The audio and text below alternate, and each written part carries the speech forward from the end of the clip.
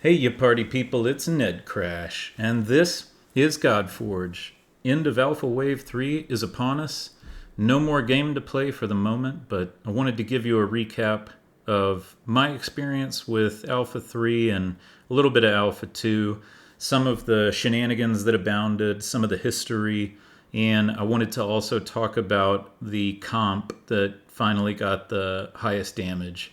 I was at least there to see it, and I was at least there to understand it, even if I was not one of the ones who actually achieved it at the end. So stick around. We're going to see some of the footage of me trying it at the last possible minute, so you can see at least what it would have looked like and some of the silly kind of hero stuff that went into making it work. Let's go back and talk about a little bit of my history, the games that I come from, how I stumbled upon Godforge, and also what I'm really interested in for the future of this game. I am a long time gamer, very long time gamer. Mobile games, though, I go back in the gacha world to Star Wars Galaxy of Heroes. I think I caught that game when it was pretty fresh. Quickly realized that I didn't have the time to sink into it. So I don't know how long I played it. I dropped it after less than a year, though. My next foray after that was really into Marvel Strike Force. And that foray ended when I realized I had to set alarms and wake up at 3 o'clock in the morning to help my clan accomplish things. I still need the developer to respect my time. And despite the limited time frame 10-day grind here, I believe that Fateless fully intends to do that. So looking forward to production. We have beta next, but I'm really excited for a future where this is a group of people who they care about the players. They themselves were players of similar games. They care about the content. They care about the community. They themselves were content creators and community members. So I'm just really excited for the future of this game. So let's talk about the origins of the way the damage composition was solved. So the Godforge Alpha was broken up into 3 alpha waves for anybody who doesn't know. We had Alpha Wave 1 was the smallest wave. I did not volunteer to be a part of that wave. Originally, I think the thought was that there was going to be a high enough volume of people wanting to participate that they couldn't handle the load. And so originally, Alpha Wave 1 was going to be much smaller than Alpha Wave 2, then Alpha Wave 3. And of course, that's what happened. But, I don't think it was hundreds of thousands of people beating down the door. So probably in hindsight, I could have gotten into Alpha 1, and that would have really helped me personally in the Alpha 3 competition. But I did get a really good stint in during Alpha Wave 2 and had a lot of fun with it. So kind of the way that the solution came about is that during Alpha Wave 2 especially, a whole lot of people were hanging out in the voice chat on the Godforge Discord. Random people who didn't know each other, all walks of life, all over the world, having fun sitting in a Discord voice server and helping each other out. I was lucky enough to be a part of that for kind of the last 48 hours of Alpha Wave 2 when I realized one day that people were actually hanging out in the voice channel. So I started hanging out there, met people like Pawncakes, Ragewood, PO, Fusion, just a lot of really great people, a lot of great minds that were put together in that chat. Alpha Wave 2 wraps up. We all had a lot of fun. There was a lot of concern about gamifying Alpha Wave 3 and turning it into a competition. But it is what it is, everybody's adults. We can still have fun with it. We can still register bug reports. So when Alpha Wave 3 kicks off, what I immediately noticed was that Alpha voice chat was way more empty than it used to be. And behind the scenes, a lot of the people who had been more involved than I was during Alpha Waves 1 and 2 in the voice chat, at least, got together and created what I believe they themselves also refer to as the Hivemind. So kind of a group of people, like any guild, any clan comes together, getting together, and they really wanted to help each other out during the competition phase and see how many of the prizes they could sort of rack up, if that makes sense. And they did a fantastic job. They got almost all of them, I think, especially when we count Sage moving over there during the Stars competition. But it left kind of a void over on Alpha Chat. Sage, me, Shadow, Draco, who ended up winning the damage competition, Critical, creation. A lot of people were popping in and out of voice during Alpha Wave 2. And it kind of just became this sort of outlier force that we were all playing against Hivemind, if that makes sense. And not like any, distaste towards that group or anything, but it kind of became, the community in Alpha Voice Chat versus Hivemind, because they won the race so fast. Big props to them winning the race phase. I know I hit some roadblocks. People were hitting roadblocks all over the place. The famous ones, 148, 142. I think immediately following 120, when you finally got past the Guardian, there was a big roadblock. So they won the race really fast, and it just kind of became apparent it was, community and everybody else versus Hivemind to try to get the coveted prizes. Towards the end of Alpha Wave 3, I got approached by Zavarok, and he was saying, hey, why don't you come join us at ELT? We're getting a clan together to get ready for the launch of the game. We got a server set up. We got some people hanging out. Would love to have you. And I really appreciate that. It was a lot of fun getting to jump over into ELT before the end of the Alpha Wave 3 and hang out with those guys. So essentially copying the model, right? Helping each other out, seeing what can we do to finish strong. And I'll be honest with you, it wasn't looking good. 12 hours ago, it wasn't looking good. I went to bed, I think, around, 10 p.m. my time, and we were doing 100 million to 150 million, and we were happy with that because we could be on the board, but people from Hivemind were already putting up hundreds of millions into the billions by the time I went to bed. And I had tried a ton of stuff. We had what was working for us, but I just could not figure out a way to make it do the type of damage they were putting up. So that's what I want to go into next. And when we're looking at my failed runs here, I'm going to help you understand how it shook out in the end and the steps that led us along the way to get there. So I think what everybody kind of knew early on was some things were going to be allowed that were exploits or bugs, and some things weren't. And I think in the end, really the only thing that wasn't allowed was the gear stacking bug, and it was egregious. You knew you were doing it if you did it. It's not like it happened to you by accident. Maybe the first time it happened to you by accident, but then you started stacking gear. And the way that you could tell people were doing this was if on their hero screen they had more than 3 gear set buffs. And so that became a bannable offense. To this moment, I think that's the only bannable offense that I'm aware of. So other bugs and exploits came into the picture because it's an alpha, right? It's inevitable. The game's not in a perfect state, and that's okay. That's why we had an alpha. I had a lot of fun, finding things. If you are a Raid Shadow Legends player and you go back to the multiple times that Geomancer wasn't working as intended, there was the day that everybody finished all the quests that they had to do because the clan boss wasn't mitigating any of the Geomancer damage. So, even in a production game, stuff like that is going to happen, right? And people find it and use it. And this was a very compressed timeline. We had 10 days to both find these things, utilize them, win the competition, and it's not like Fateless can just jump in and patch the game during this time. The entire point was to comprehensively find bugs, exploits, things not working as intended, both good and bad. So Gearbug was the only thing I was really aware of that wasn't allowed. But the thing that Hivemind solved for really early on was the survivability problem. So for those of you who didn't get to Fafnir 151, the survivability problem was you really needed to go the full 500 turns in order to deal the maximum amount of damage that was theoretically possible. And it's hard to survive the further you get in the fight. And honestly, there's a lot of stuff that the dragon's doing that's cheating, right? There's bugs in favor of Fafnir that we still don't fully understand. It takes turns whenever it wants to. It just jumps in line. It's wild. So there was a lot of stuff on the survivability problem that they solved for that allowed them to get to 500 turns pretty early on. But it was clear to everybody else that there was something else because you can't just do 4 million damage per hit for 500 turns.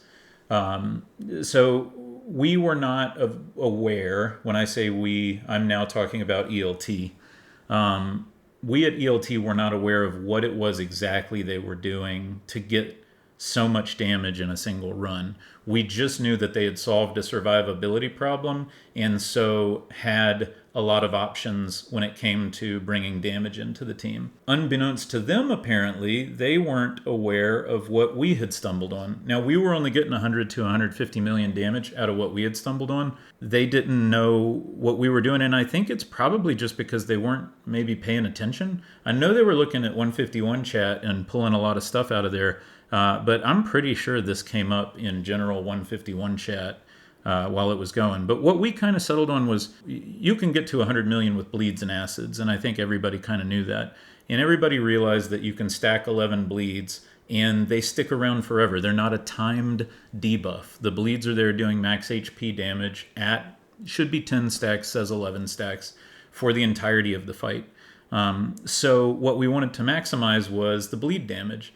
And we couldn't figure out a way to keep vulnerable uptime. You know, we tried things like Pandora, we tried Imhotep, we tried anything we could do to get that Vuln 3 back on Fafnir so that he took 47 a tick instead of 27 a tick. Again, the bugs, you know, they hurt you as much as they help you. We could not get those mechanics to work correctly. What we ended up figuring out, though, was that of all the defenders, Brynhild, when she puts Radiance on herself, at a certain point in the fight, she stops taking direct damage. Obviously, this opens up a lot of possibilities. So the further she goes in the fight, and it's not in the run that I'm showing now, I think there's a couple times where I got it to set up incorrectly, where it's actually both her and Isis who quit taking direct damage. But at that point, she can only die from acid, really, acid and blaze. And that's not enough damage to kill her before she can get a hit while he has lifesteal up. That means that Brynhild, by herself, with no one else, can go the 500 turns, because the dragon can never do direct damage to her. She's only taking damage from dots. She has enough HP to heal back up off of a lifesteal hit. I think Hivemind was aware of that, but what I don't think they were aware of was trying her by herself. So what ELT was doing to get to 100 to 130 million damage was get Achilles or Dracula into the mix, have them get 11 stacks of bleeds, and then just die. And then a slow Brynhild, who can live forever against the dragon, will wait out the turns. The dragon takes the majority of turns because he's faster, and he just takes bleed damage over and over and over again. And the difference between 100 million and 130 million was something that we figured out kind of right before I went to bed, which was that if you put high enough accuracy on Brynhild, she will put Blaze on Fafnir every time, you know, Radiance is doing its thing.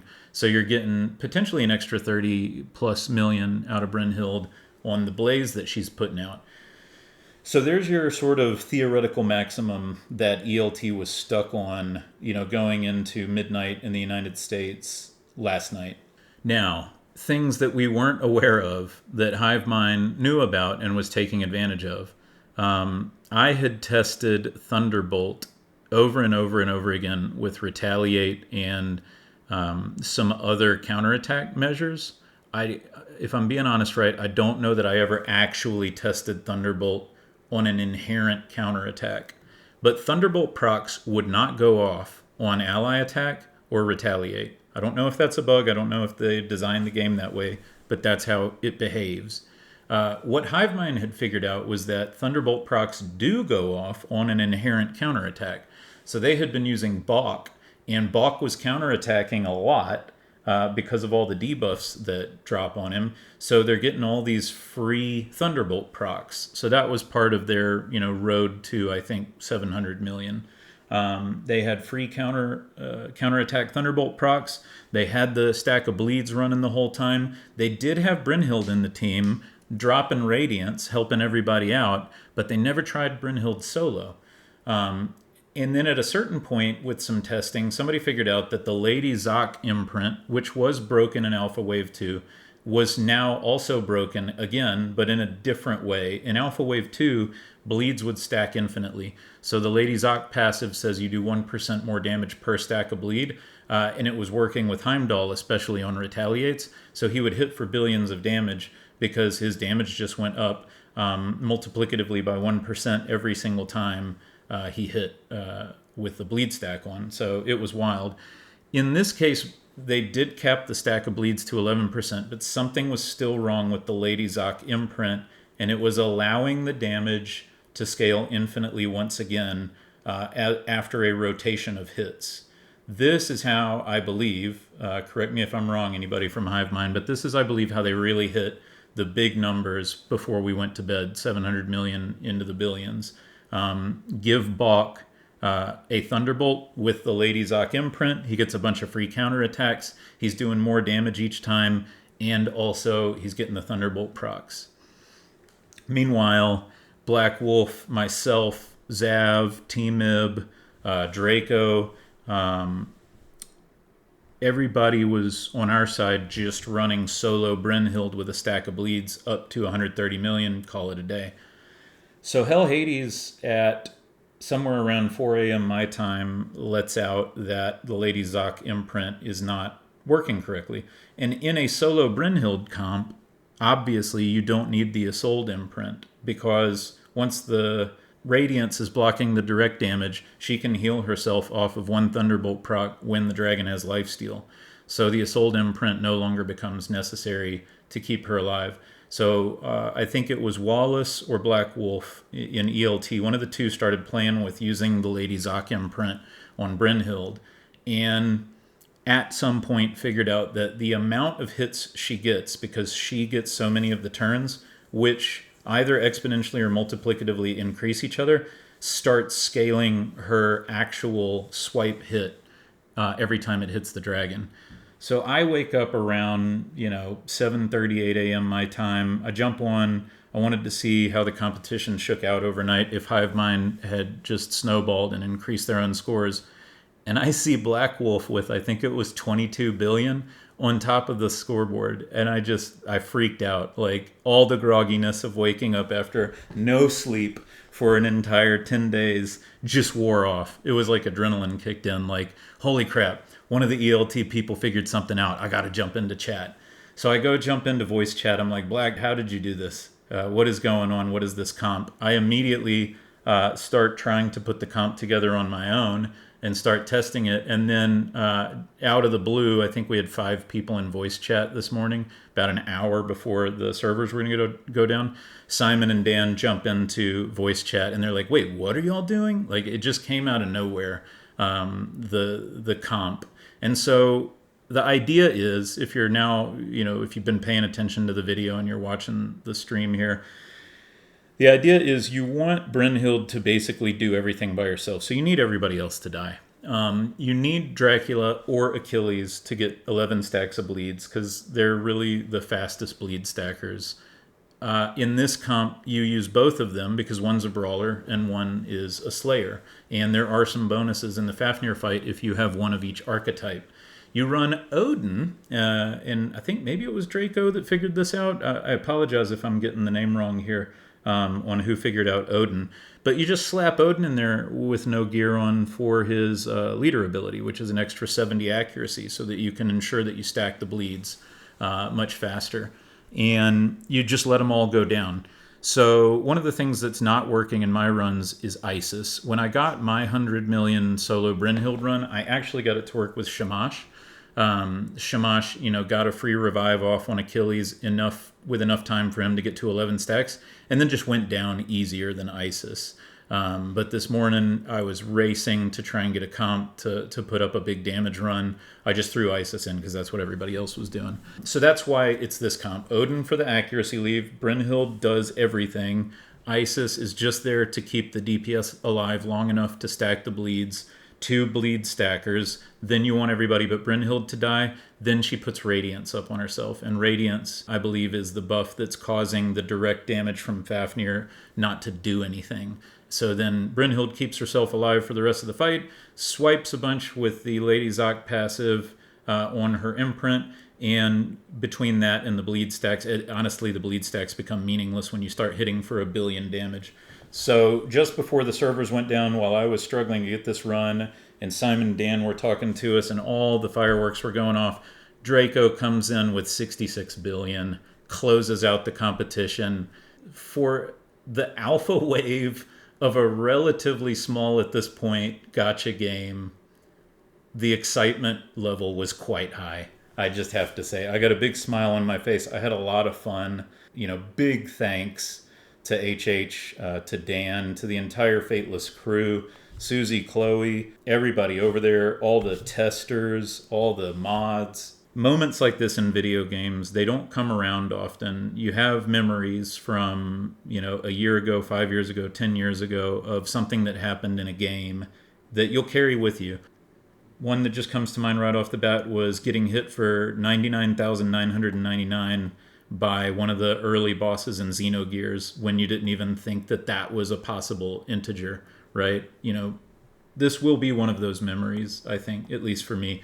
Going through Alpha Wave 3, going through the competition, feeling like it was us against the world with Hivemind, having another group of people come together who were so helpful, so supportive, so nice and kind, people who I look forward to playing the game with in the future. And now we can all rest until the beta, and hopefully we never have to do this amount of pushing again. So what do I think about Godforge as a video game? What do I think the future for Godforge looks like? I think the future's bright. I've already mentioned that. Things that I like, it's a very familiar aesthetic and gameplay loop to other games in the genre. Obviously, it's very similar to Raid. A lot of this community comes from Raid. I think that the plans that they have for the game and some of the differences that they've made in the mechanical engine are very important to why this is going to feel different than Raid in the future. There are going to be potentially roguelike mechanics. There are going to be potentially seasonal events, which involve almost like a Hearthstone arena style methodology where you don't have to spend money to participate in the event, and it does become a skill game between free to play and pay to play. I'm excited about that. The fact that you can ult off turn is an entirely different way to play a game like this. Ults are going to be very interesting in live. And, the cavern was just made for the alpha. So this is not the game. Climbing the cavern is not the game. The game is going to be much different when we actually get it. But these are the heroes, 60 of them at least, and how they work. And I believe they said they're going to launch with 200 heroes. I'm very excited for that. I'm lobbying heavy for Rabbit of Caerbannog and Sasquatch. I know there's a way to work them into the mythology. Would love to see my guys from Hello from the Magic Tavern get in here somehow. I think there's a lot of fun that we can have with this game. And the future is bright, right? I mentioned it. These people came from a rich community. And in my opinion, at least, the best thing about Raid was the community. For the years that I played Raid and the years in which I played Raid, the community was incredible. I would have dropped that game, but the community, I'd never seen anything like it before. The Saffron Man Raid Awards, the Christmas special, Deadwood Jedi telling us a story, the J Gigs rap.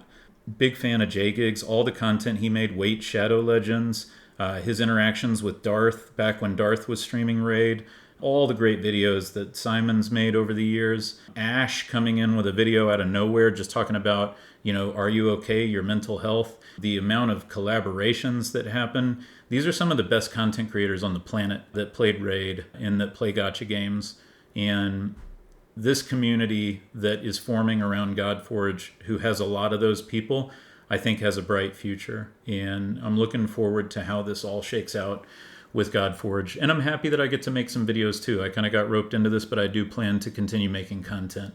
So what's the future of this channel like? I'm going to keep putting Godforge videos up. I don't know how much I'm going to do in between now and beta, but I'm going to do some for sure. I'm looking forward to at some point doing a live action channel for a friend of mine that I have in the back of my mind.